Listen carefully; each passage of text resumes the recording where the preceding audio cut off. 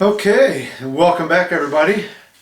I just want to let you know I'm all still alive, hanging in there. I've been busy for the past few weeks, with the parties and the holidays and that. And then when it's all over, now you got to go around, take everything down, all the ornaments and decorations and everything. And so then I started messing around with my stamps a little bit. I got a stamp collection. So I was messing with that for a while, and then I started messing around with my genealogy again. If any of you guys are, getting up in age and you get kind of bored, you ain't got nothing to do, work on your genealogy. I'll tell you something. I spent about 2.5 years on mine and my wife's, and it was an experience. There was things I found out about back in the family that just blew me away. Relatives that were in the Civil War, relatives in the Revolutionary War, relatives from over in England. It blew me away. This right here, let me show you. This one here is mine.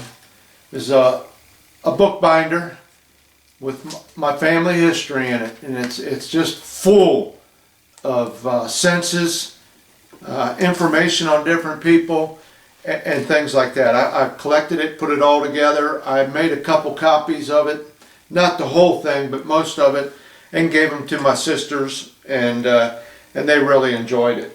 The wife's, hers is a little more complicated. I can only pick hers up. There's hers.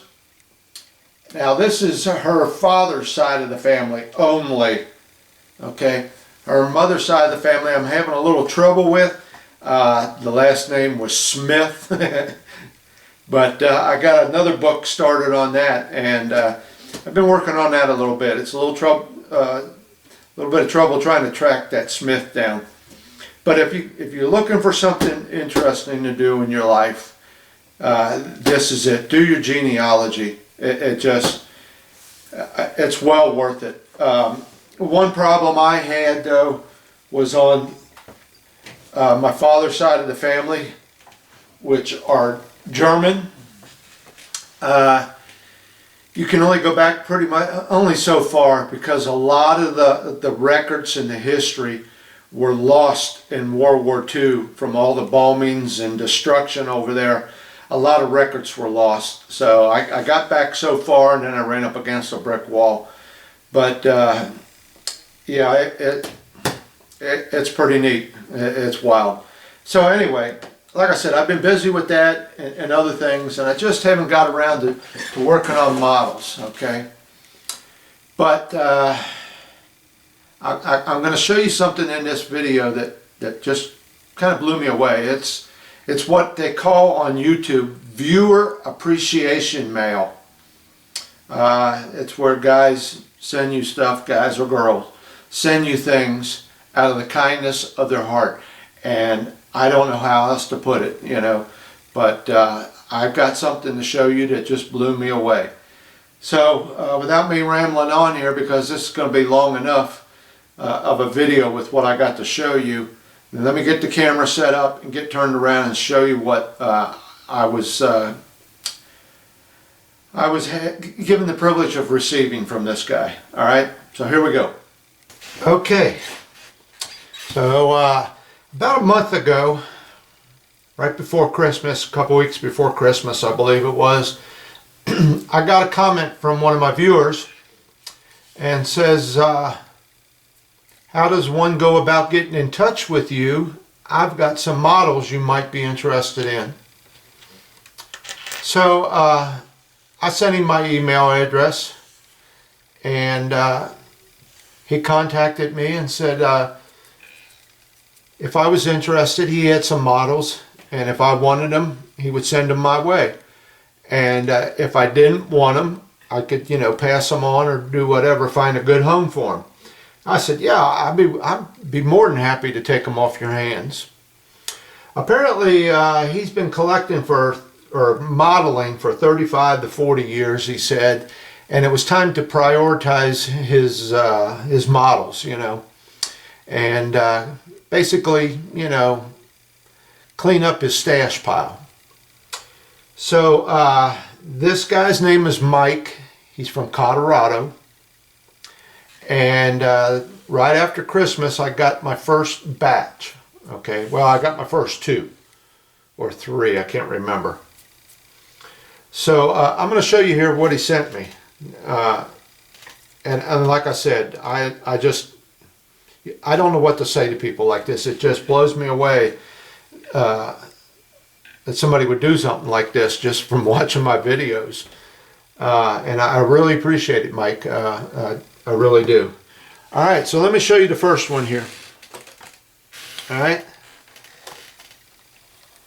So there we are. It is a, now this kit manufacturer, it's a little hard to pronounce. It's from over in Japan. Oshima. I'll put on the bottom here how you spell it, on the bottom of the thing down here. Oshima, and they're from Japan. This is a 1/700 scale model. It is of the battleship Washington, USS Washington.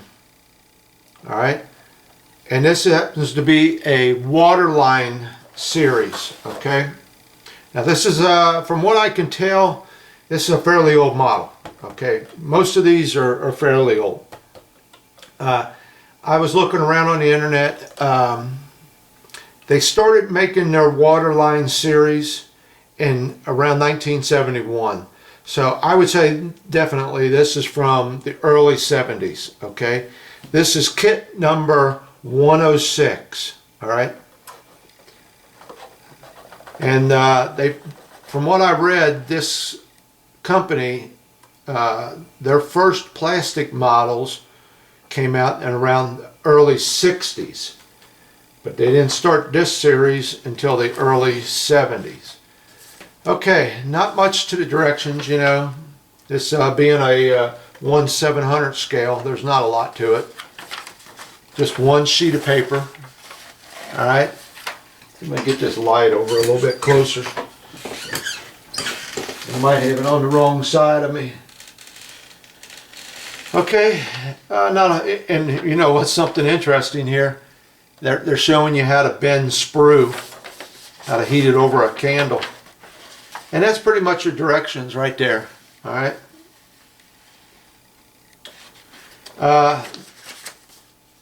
Not a bad looking little model. I'm not going to take all these out of the bags because I got too many of them. You do get a metal plaque. I haven't opened it, but you can tell it's made out of metal. But you can see, you know, how the bottom comes apart there, and it's water. It's made to more or less be set into a diorama, you know, the waterline series. Most of them are like that. Quite a few parts. And everything I'm seeing here is pretty crisp and clear. I don't see a whole lot of flash on any of this stuff. You know, and that amazes me for back in the 70s, you know. But, yeah, it could be a nice little model. So, all right. That's number 1. Let me get this put away. And you can tell that it's getting kind of old because the paper's starting to yellow on it and stuff. All right, so that's the first one he sent me. Then I got, let me put this on top of there. Okay, here's another one. The USS Massachusetts. This is a 1/720 scale. Okay, and this one is made by Revell. Now, the best I can tell from this is on the directions there is a copyright date right there, 1968. Now that doesn't necessarily mean that this was made in 1968, but I'd say this is from the early 70s, late 60s. This is kit number H485. And this model here, when finished, is about 11 inches long. I didn't mention that on the other one. I don't have that down. The other one was about 1 foot long, I think. This one here is about 11 inches long. And the funny thing about this, the plastic they were using back then and the molds, this is pretty solid. You know, this is good, solid, thick plastic. I forget which model it was I built. I think it was the Dresden, where it was real thin and flimsy. So, this is a strange one. Here's the hull. And then they want you to take this section here, which is the center section of the hull, and glue that onto there. Okay. And then glue your deck on top of that. Why they couldn't have made this in one piece, I have no idea. It's a strange way of doing something. It's going to be tough lining them parts up and getting them correct, but you know, it's not something that couldn't be done. And once again, you know, very few pieces and parts. I gotta, hold on a minute, I got somebody at the door. Okay, I'm back. So where was I? I think I was talking about the parts. The deck detail right here is very crisp and clean. You can see the deck work on it, the chain, and that's finely molded. Not a lot of parts. That one barrel is a little crooked, I have to straighten out. But not a lot to it. But everything I see is crisp and clear and very little flashing. You know, and like I said, it surprises me from back in the 70s on these models. Okay, so that's that one. Did I show you the directions? Not a lot to them either. Just a couple pages. And that's pretty much it. All right. Set this one aside.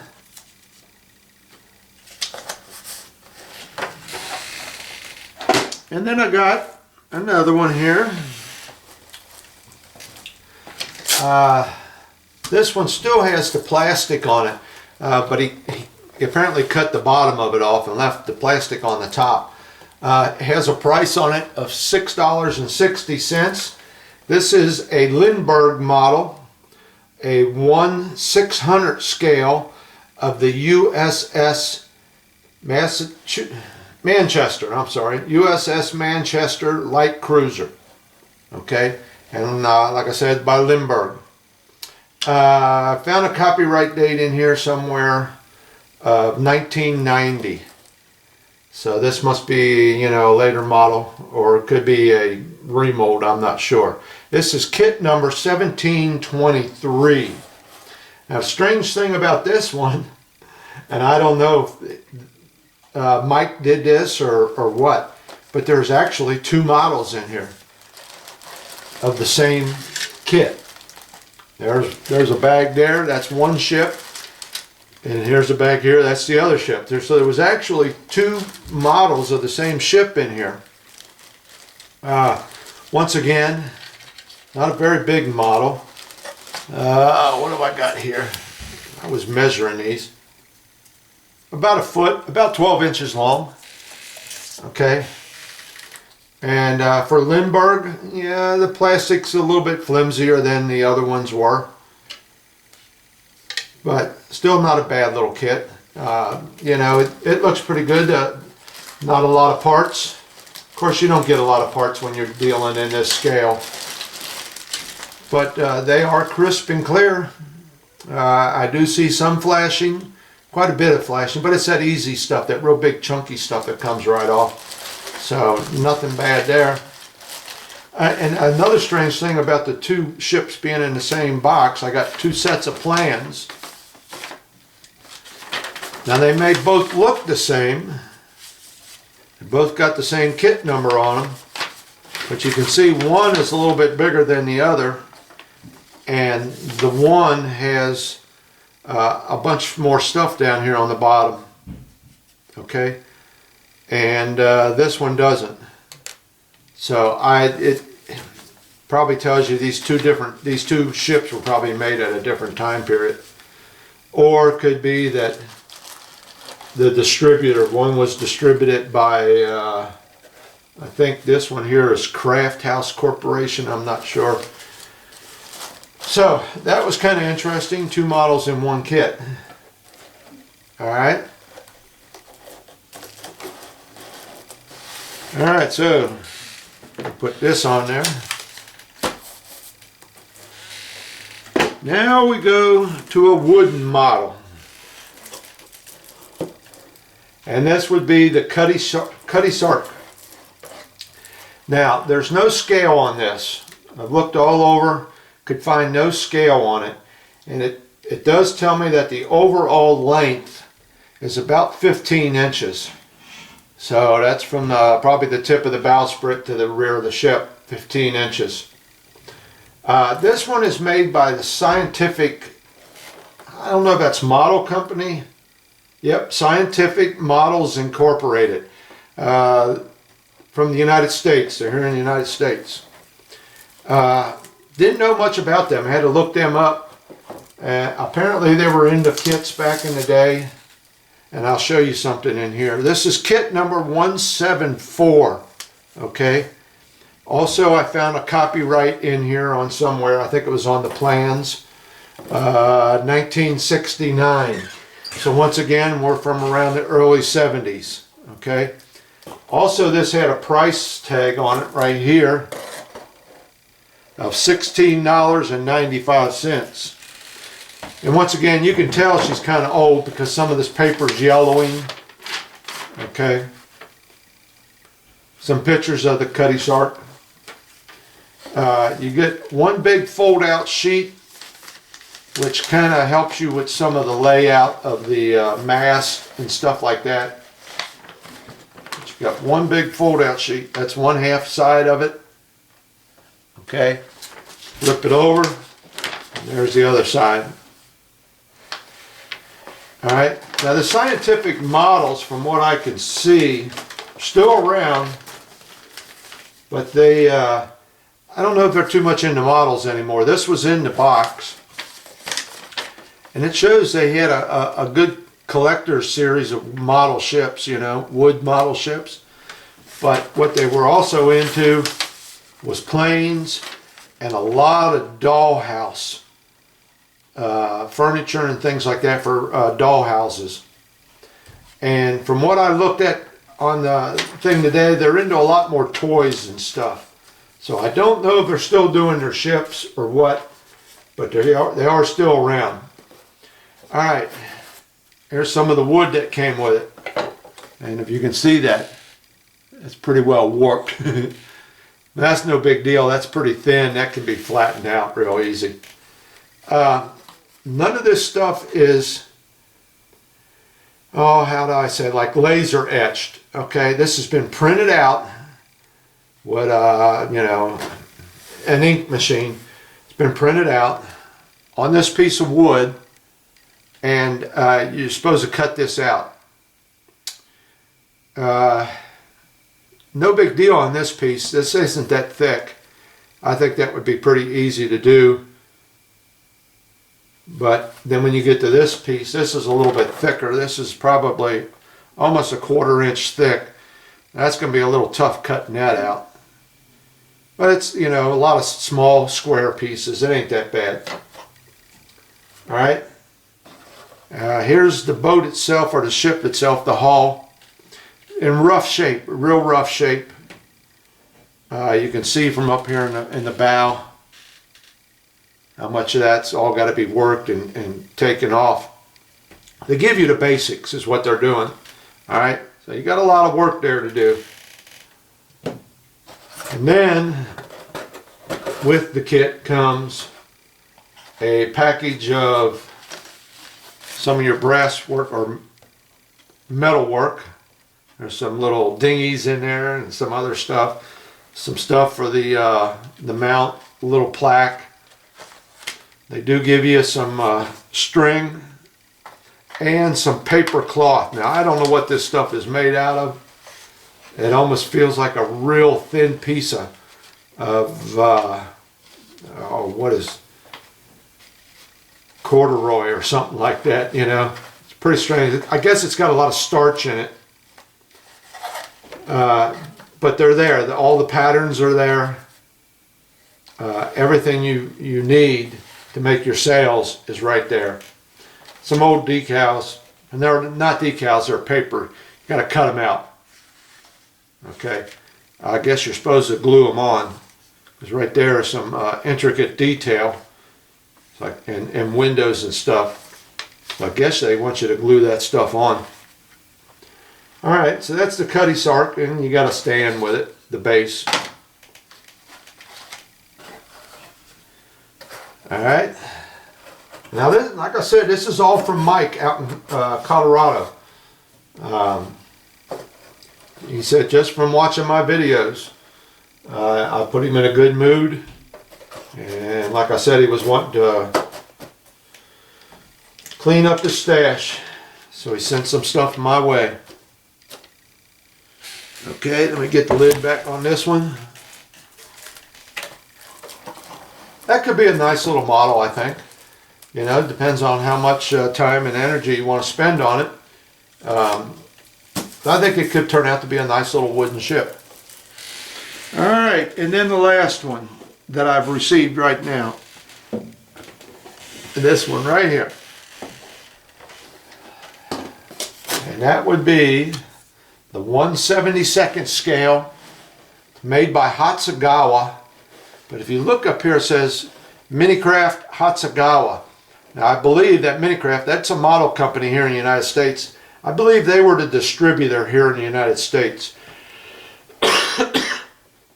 So, let me get a drink here.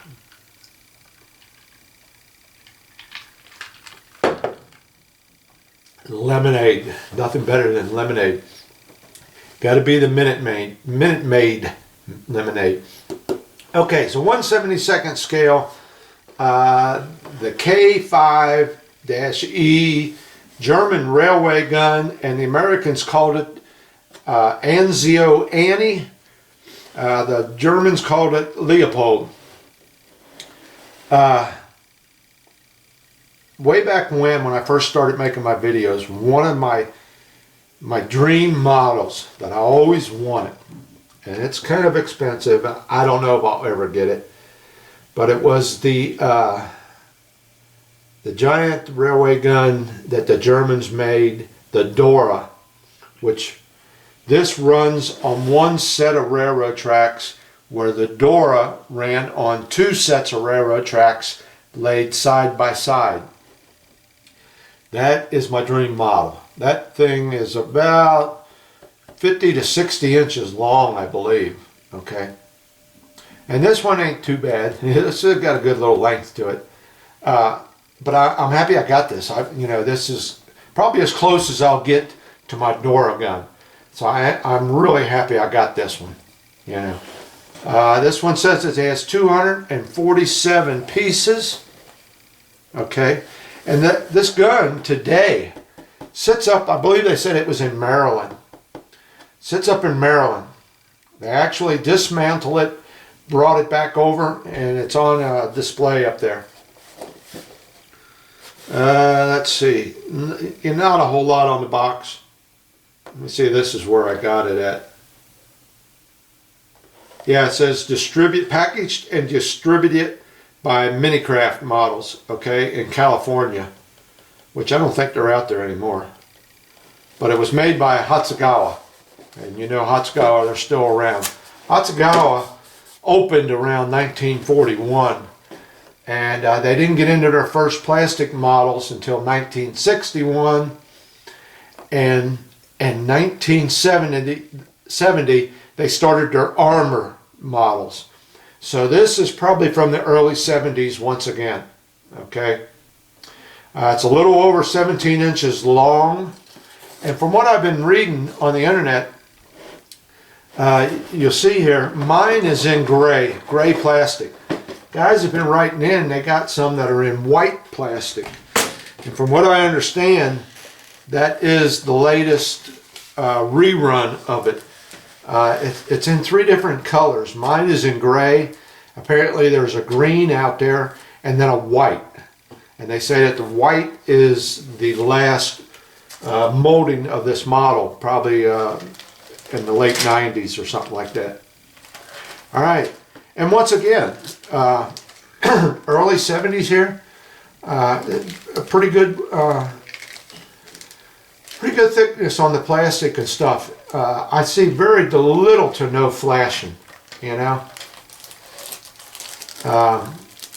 A lot of flimsy little parts here. This is, I believe, the railing and stuff like that. There's one big bag here. It's got at least 4, maybe 5 sprues in there. And just looking at them, seeing what I can see, you know, they're in pretty good shape. Like I said, no flashing, none that I can see at all. But then again, you know, we're talking a Japanese company here, and back in them days, they had to be better to compete. So, yeah, I was really happy with this one. I was really pleased to get this. You can see, I think the plans were reprinted and put together like this. There's quite a few sheets here. Goes on and on and on. Although the steps, I don't know how many steps there are. Let's see. 8 steps, but 8 steps is one whole page, and there's a bunch of going on in there. Okay, no color pictures of it. This is all black and white. But not bad. You know, I'm pretty pleased with this. I'm really, like I said, Mike, I'm really happy to get this one. Puts me close to my my Dora. One day maybe I'll have that. I don't know. You know, and there's some decals for it. I don't know what kind of shape they're going to be in. Probably not going to hold up too well, but we could give it a shot. It's all you can do. Okay. So like I said, this is all from Mike out in Colorado. Thank you very much, Mike. Just his way of saying thank you. All right, I don't know when I'm going to be getting any of this stuff. Like I said, I still got a model I got in mind, but we have really got to concentrate on getting the house. So we've been working on that like crazy. All right, you're going to have to talk to my hands. We went out the other day to look at 4 houses. 4 houses. You would think 1 out of 4 might be halfway decent. The first one we walked into, nice looking house from the pictures and stuff. I went down in the basement, and the basement was flooded. Every crack in that basement was leaking. And it was just, it's been like that ever since we've been looking. Pictures look good, you get there and it's junk. So, but we got to concentrate. I got to be out of here within a couple months. That's all there is to it. There's no ifs, ands, or buts. So that's one of the reasons I hadn't started another model, because I don't want to be in the middle of that and then have to move. All right, so thanks for watching. I'll be back in the future. I don't know when. I do hope to get that other model in here that I'm really wanting to get. But that's probably going to be a few weeks. If I ordered it today, it'd probably be 2 weeks to get it here. So, all right, I guess that's it. I'll talk at you later.